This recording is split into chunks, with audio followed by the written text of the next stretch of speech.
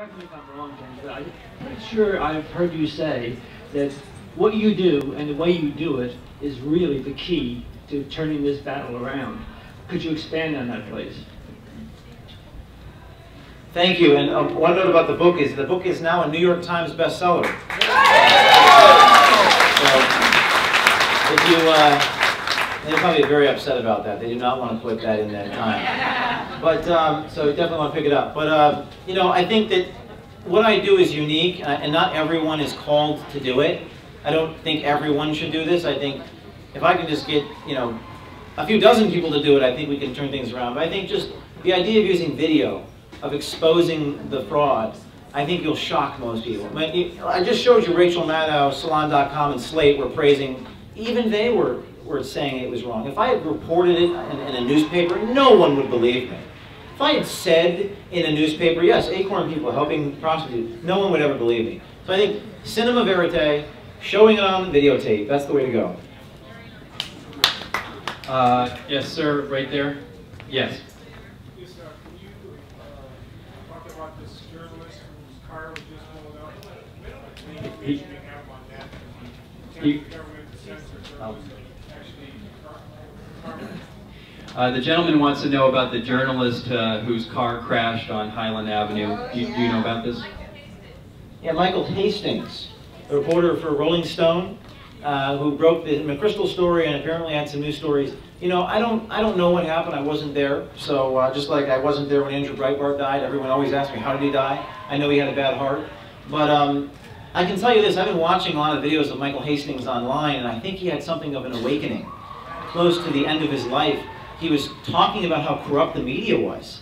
And he was talking about how when he worked for Newsweek, his hands were tied, and Hastings couldn't really do the stories he wanted to do. Now, granted, Hastings is more of a left-winger, but I think this is a sort of false dichotomy set up between the left and the right. There's some similarities, and I think he started to recognize he had to go into the wilderness, as he put it. He had to branch out and be independent. And I was seeing at the end of his life, he was sort of seeing the truth. So I'm not a conspiracy theorist, but that's interesting. And I encourage you to go online and watch some of his interviews he gave before he died. Pretty remarkable. He sounded like me. He was talking, I agree with everything he's saying, about our media, about how the people at Newsweek would not do any legitimate journalism. They were burying his stories. So, you know, it's a tragic thing that happened. I wasn't there. I don't know how it happened, but sad to see his loss. Neil? If we wanted to do any of this, isn't there like privacy laws where you're not allowed to record somebody without their permission, and how do we get around it, or how do you protect yourself? So California has a two-party consent law, so you can't tape someone in this state in a private area. You have to be mindful of that. How you get around it is you tape them in public areas, or you speak very loudly so that someone can overhear you. It comes down to whether they have an expectation of privacy. I was sued by Acorn in San Diego for filming him without his permission. And I had to actually settle. I had to get rid of the lawsuit because they had so much money behind it. But it was a privacy issue. And unfortunately in your state here, they just have the laws set up so that it prohibits doing this. But there are ways around it. You can film in public. The question is whether they have expectation of privacy. That's the issue. Threats of violence against me. This is one of the biggest questions I get asked. Aren't you afraid for your life? In fact, they haven't killed me, obviously, and they certainly have. I mean, I got some death threats. I got some weird phone calls, but for the most part, what they do is they use the Justice Department to shut you down. You know, Tocqueville said it is the minor subjection in your affairs that drive men to crazy. It's the little things. It's the lawsuits. I mean, I spend most of my time complying with the IRS regulations for a charity. I have a stack of paperwork this high.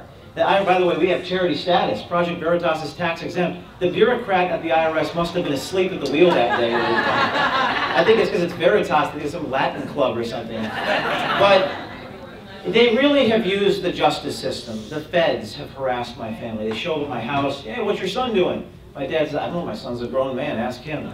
But they use the criminal justice system and the legal system to just drive you insane. We've gotten some interesting threats. One time I had someone send me a donation, and they used the dollar bill as toilet paper and put it in the envelope. So I opened it up, and I was just shocked but they haven't, honestly, they haven't threatened any violence. The union thing I did really scared me.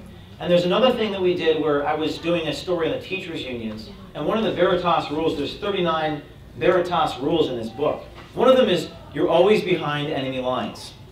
I'm always behind, like soldiers go overseas, they come back, they're home. I'm never home.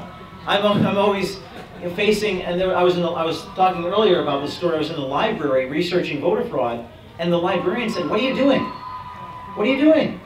Researching this voter fraud? There's no voter fraud." I said, "You're a librarian." I realized I'm always behind enemy lines. So I'm looking over my shoulder, but I'm not afraid. You can't be afraid. You got to keep going. And I'm trying to get on the campuses, but I've been blacklisted by a number of campuses. The professors don't want me to come to the campus. In fact, my alma mater, Rutgers University, sent out an email saying, "If you see O'Keefe on campus, call security." It's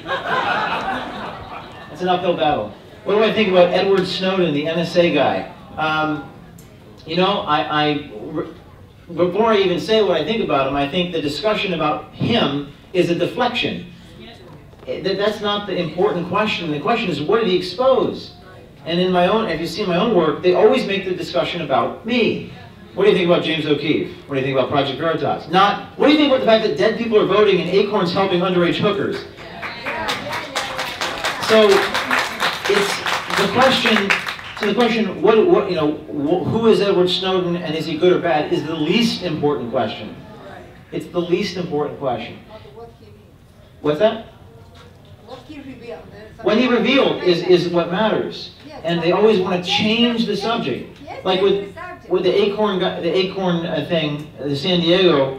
Well, was it right for you to tape him without his permission? What was he saying to me? So should he be punished? I don't know. He shouldn't go to jail for life.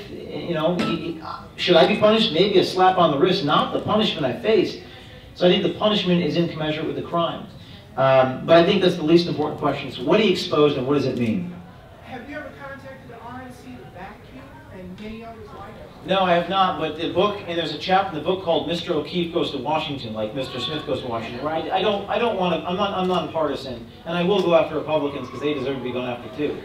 But I did go to the Oversight Committee with some of these tapes, and like I said earlier, they threatened to arrest me when I did not release it through them exclusively. So it's beyond tragic. It's like Shakespearean. The fact that the Republican leadership is so far from the tree that they threaten to arrest the citizen individuals who take it upon themselves to do their jobs for them. You can't. It's Shakespearean. I don't know what to tell you. You have to direct your outrage towards all of the donors who continue to write these checks to politicians who don't care about you. If you gave me 1% of the funding, I would change the world. They call them they're liberal and conservative. I'm liberal. They're fascists. I'm liberal. I support. I'm an open-minded. Everything I do. In fact, I was inspired by Alinsky. But these people, they want to shut the debate down. They want to shut me down. They never want to talk about what I exposed. They just want to shut me down. And how do you deal with that? It's really, I'm giving you some examples on how you deal with it. The Planned Parenthood thing you saw, that was so devastating. This is like the heart of their heart, this Planned Parenthood. This is the thing that they do not want you to. They actually took the video off YouTube. It had like 200,000 views, and they banned it off YouTube because they said it was inappropriate. And just think about that for a second. It's inappropriate, yet they get $1 billion in funding. If it's so, the truth is inappropriate, isn't it? The truth is so damning. So I can't, what I did is I sent out a Facebook message. I said, everyone upload this to YouTube right now, 100 times. They can't ban everyone. So that's one idea. Well, we haven't put this together. We're probably going to put a how-to video on our website. Some of them are trade secrets. I don't want the world to know. But if you really, I think you got to ask yourself before you start thinking, I want to do this, because 99% of the people come to me, James, I want to be a spy. And then they get involved. You know what? I don't think I want to do this. So you have to really ask yourself if you really want to do this, because I promise you, you're going to have to pay a price. It is a matter of fact. You will pay a price. Now, are you willing to pay that price?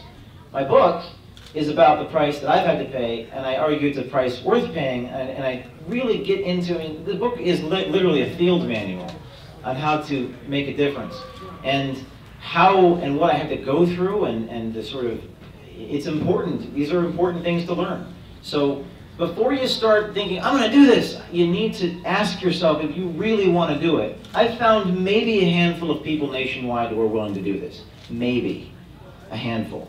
So read the book, and if you really, really want to do it, I suggest you send me a message on Project Veritas and say, James, I'm ready to do it. And at that point, I will talk to you about how to do it. Thank you. All right. So don't forget to get